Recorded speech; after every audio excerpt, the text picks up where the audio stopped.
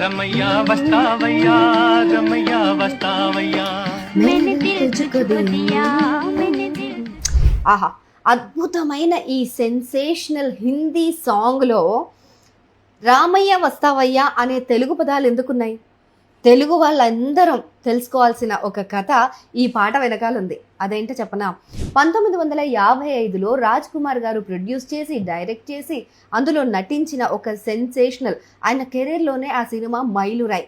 ఆ Shri 420 cinema shooting సమయంలో ఆ సినిమాకి మ్యూజిక్ అందించిన శంకర్ గారు, జై కిషన్ గారు, అలాగే పాటలు రాసిన శైలేంద్ర గారు ఖండాలాలోని ఒక హోటల్లో బస చేశారు.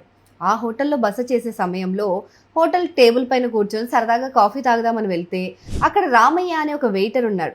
ఆయన శంకర్ గారికి చాలా రోజులుగా తెలుసు. ఆ రామయ్యని ఊరికే పదే పదే పిలిచేవాళ్ళు. శంకర్ గారికి తెలుగు వచ్చు, ఎందుకంటే ఆయన హైదరాబాద్కి చెందినవారే. సో ఆయన తెలుగుని ఉపయోగించి తెలుగువారు అన్న ప్రేమతో రామయ్యని పదే పదే పిలిచేవారు.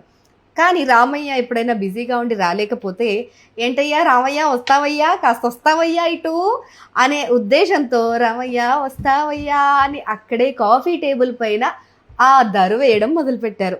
అక్కడ వెంటనే శైలేంద్ర గారు పక్కనే ఉన్నారు, పాటలు రాసే రచయిత. ఇక ఈ ట్యూన్ విన్నాక ఆయన ఆగుతారా?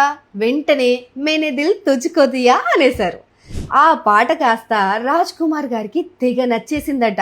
ఇక ఈ సినిమాలో ఈ పాట ఉండి తీరాల్సిందే, ఇంత పవర్ఫుల్ జోష్ఫుల్ పాట మన సినిమాలో ఉంటే అది హిట్ అవుతుందని ఆయన ఆ రోజే అనుకున్నారు. అనుకున్నట్టుగానే బాలీవుడ్ చరిత్రలో ఎన్నడూ లేని విధంగా ఈ సినిమా పాట రామయ్య వస్తావయ్య అనే తెలుగు పదాలు హిందీ ప్రజలందరి చేత పలికించారన్నమాట మన శంకర్ గారు.